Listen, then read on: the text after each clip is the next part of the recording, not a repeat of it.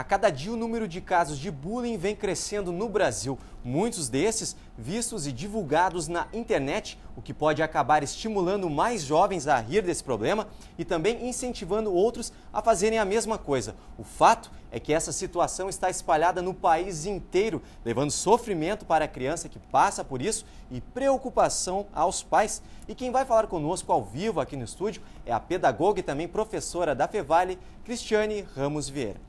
Boa noite, professora. Boa noite. É um prazer te receber aqui. Professora, então, o caso do bullying no Brasil, tu acha que isso é devido também, como eu falei antes, a respeito de as pessoas estar colocando isso na internet e também pode estar incentivando? Como é que é a tua opinião sobre isso? Bom, o bullying, na realidade, ele sempre existiu, né? Porque os exercícios de poder fazem parte das relações humanas. Mas o que acontece? Com o advento da internet, a veiculação de todas essas situações e informações, ela acontece de forma muito mais rápida. Hoje, qualquer criança e adolescente que tem acesso a, por exemplo, um telefone celular, ele está assistindo uma situação, uma ocorrência de bullying, ele grava e uma hora depois aquilo já está no YouTube ou em qualquer outro veículo que vai disponibilizar essa informação para o mundo inteiro. Né? E como é que é o papel da escola nessa função? Está vendo o aluno lá praticando bullying ou fazendo a tentativa da prática? O que a escola tem que tomar? O que ela tem que fazer?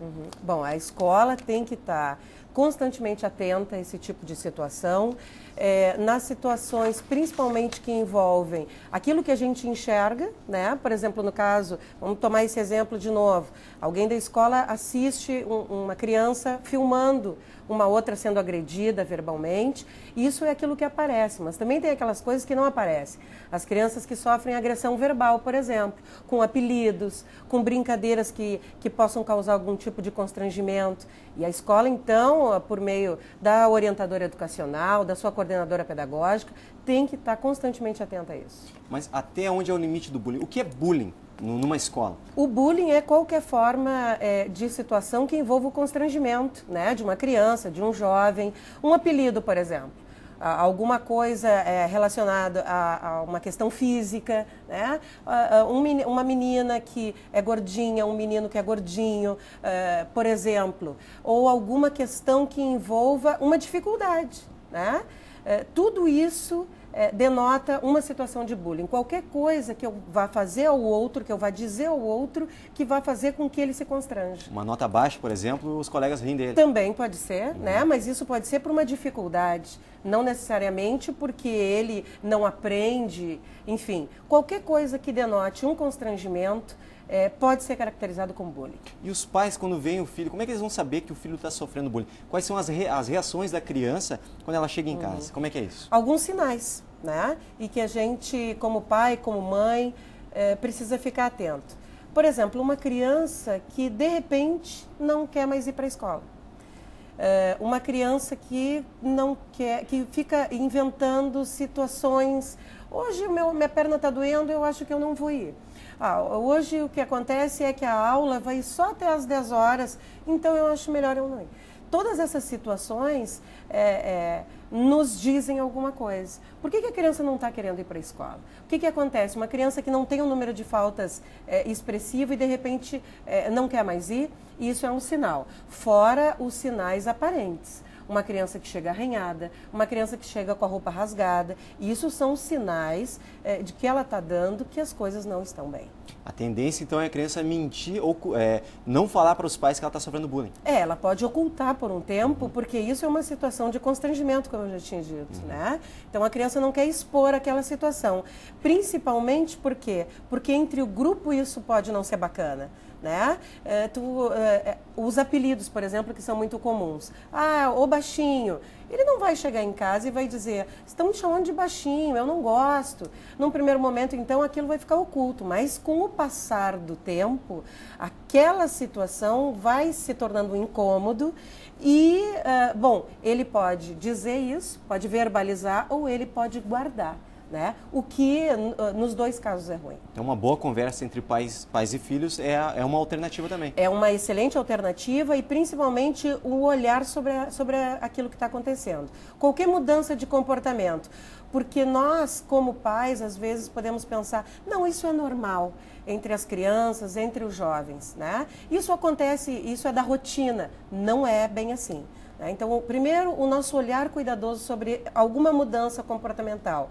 E o segundo, sentar, conversar, chamar para a conversa e tentar, através de uma relação de afeto e de confiança, saber o que está acontecendo. E que visão tu tem de projeção de futuro para uma criança que está sofrendo bullying hoje? Quando ela, desde pequenininha, na adolescência, quase ali iniciando a fase adulta, como é que vai ser a personalidade, o caráter dessa criança? Como é que vai ser? Como é construído isso? Como é que ela fica? Bom, em se tratando das crianças que estão em processo formativo, de personalidade, inclusive, dependendo da situação de constrangimento, isso pode acarretar na vida adulta que ela transforme isso em trauma, por exemplo, em situações de transtorno. A gente observa agora, através das pesquisas, que muitas situações no adulto hoje de fobia social, de síndrome do pânico, são causadas por situações de constrangimento que vêm desde a infância. Né? Então, para a gente entender a seriedade dessa situação. Até para arrumar um emprego também pode... Com certeza, com certeza. Entrevistas coletivas. É claro. Qualquer situação em que ele vá ficar com um pouco mais de ansiedade, ele vai ter uma crise de ansiedade, por exemplo, né? Isso pode ser reminiscência de um processo anterior. No fim, acaba afetando todos os passos da vida, até num relacionamento, casamento também. Com certeza, com certeza. E isso também pode levar para o próximo filho dele, ou não? Não, a genética aí ela não responde, mas, por exemplo, uma pessoa que desenvolve algum trauma, alguma fobia, né, ela com certeza, na relação que ela vai estabelecer com o seu filho, esse trauma e essa fobia, ela vai estar atravessando esse relacionamento também, né? Por isso que sempre esse nosso olhar, esse nosso entendimento que, bom, não faz parte, não é bacana, não é legal, a gente não entender assim como, isso passa. Não, talvez não passe, sem ter um acompanhamento e principalmente, talvez, quem sabe, um atendimento psicológico, né? Para essa criança que sofre o bullying, para esta família. O importante é que as pessoas sejam envolvidas. Uma coisa que eu acho importante colocar também é que a gente sempre, quando trata do bullying, trata do agressor e da vítima. Mas nós temos aí uma terceira situação, um terceiro elemento, se eu posso dizer assim, que é quem assiste o bullying e é conivente. Ele também participa do bullying. No caso, a internet. A internet, algum colega que esteja assistindo, né? Não, eu não vou me meter, eu não vou falar nada porque não é comigo. A conivência, ela também é uma forma de agressão. Existe hoje uma solução para que não ocorra mais isso na escola? Como é que é o teu ponto de vista a respeito disso? Não, eu acho que sim, né? Na escola, por que aparece na escola? Porque a escola é a instituição legitimada de convivência das crianças, dos jovens. Então, obviamente que na escola é onde os casos vão aparecer com maior frequência. Então, o que a escola pode fazer? Ela pode, primeiro, falar sobre isso. Explicar o que é o bullying, né? O bullying não são só situações de extrema gravidade. Até mesmo um apelido, ele pode se caracterizar como bullying. Falar sobre isso, explicar o que é o bullying, como é que ele se manifesta, organizar campanhas anti-bullying, né? Tudo isso auxilia, sim, né? Auxilia e reforça uma convivência mais humanitária, mais afetiva. Tudo isso colabora, sim. Obrigado, Cristiane, pela tua entrevista aqui conosco. Queria te agradecer. Muito obrigado. Que agradeço. Obrigada. E essa foi a pedagoga e também professora da Fevale, Cristiane Ramos Vieira.